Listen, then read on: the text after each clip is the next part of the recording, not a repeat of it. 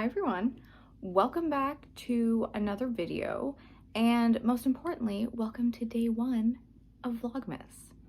I decided to do Vlogmas this year because I've never done it before, never had the chance, and it felt like a really fun thing to do. Hopefully, fingers crossed.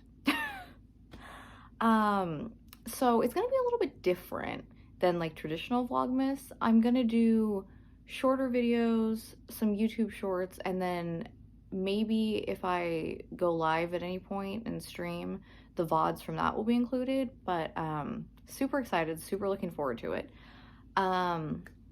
Today we are talking about IMSA and the Rolex 24, specifically LMP2, because LMP2 for the 2024 Rolex 24 is stacked. Recently a bunch of teams, it was like announcement day for everybody, and they announced a lot of their drivers for the Rolex, and we will be doing a video, like a who we know and who's confirmed so far, before we do our predictions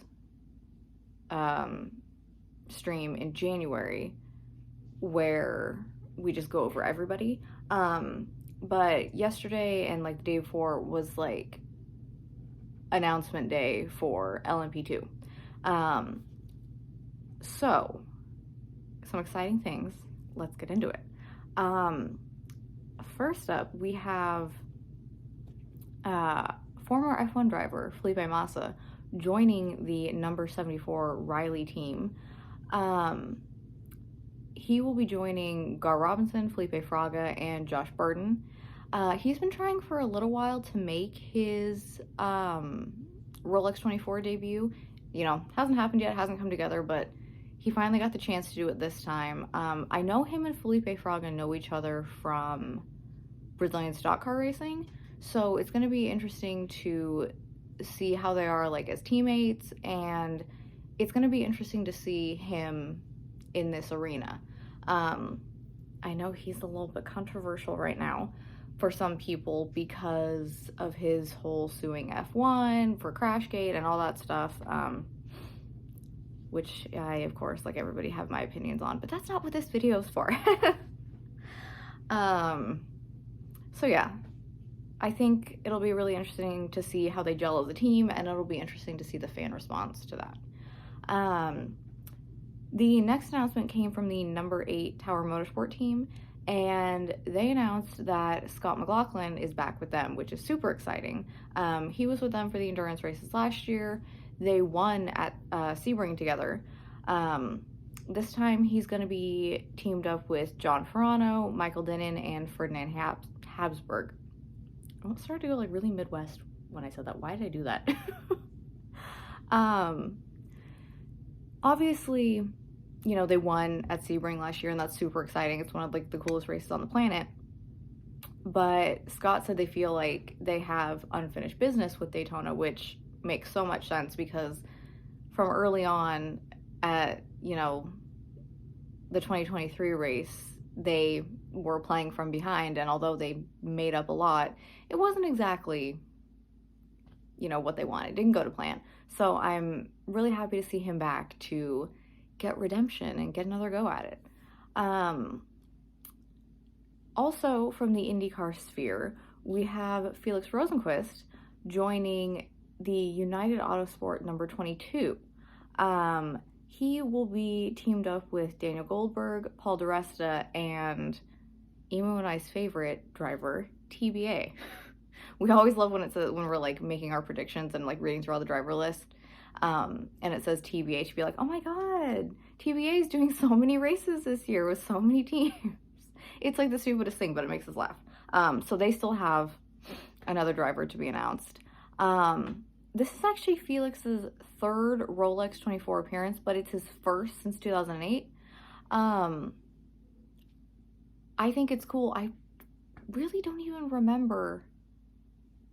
It was like a blip on the radar back then when he did it the last time for me, but it's super cool that he's getting a chance to do it again. Super cool that United Autosports is stepping up in that way and trying to really bolster their driver lineups. And then kind of like the last big LMP2 driver announcement also comes from the IndyCar sphere. All the IndyCar drivers getting in on the action, which I love. Pato O'Ward is joining United Autosport as well, but he is joining the number 2, which has Ben Keating, Ben Hanley, and Nico Pino, which is perhaps one of the strongest driver lineups in the entire Rolex 24.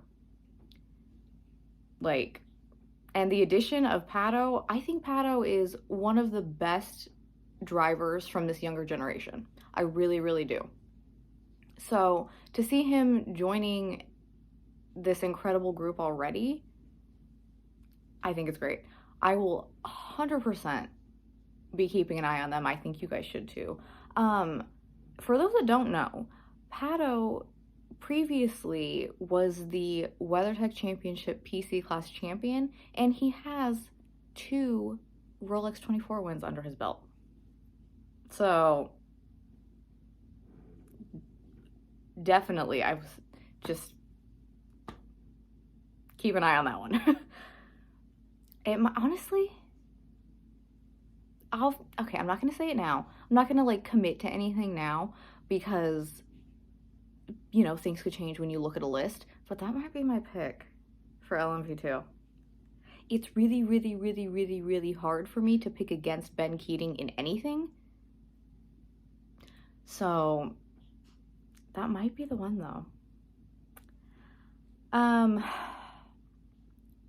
But yeah, like I said, another stream, or a stream, I guess, will be coming later in the month with what we know so far, driver-wise, and the winter test, the IMSA sanctioned December test is coming up. So we're going to talk a little bit about that later. And yeah, I think it's like 3 or 4 days. I think it's 4 days. We'll just talk about who's taking part and, you know, if anything interesting comes out of it. Yeah, I would love to know from the drivers and the teams that I mentioned who you guys are the most excited for.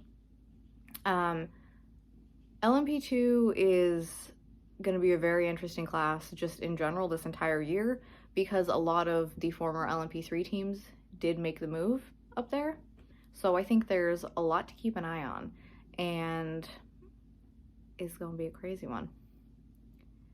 But yeah, super excited to do Vlogmas and to bring you guys just some fun, maybe some slightly different content on some days. I have maybe a third of the month planned out so far, like concrete. Lots of ideas floating around, but if there's anything that you guys specifically would love to see during December, let me know. And I'll see if I can make it happen. But yeah, I will see you. Thank you guys so much for watching. I will see you again tomorrow for day 2.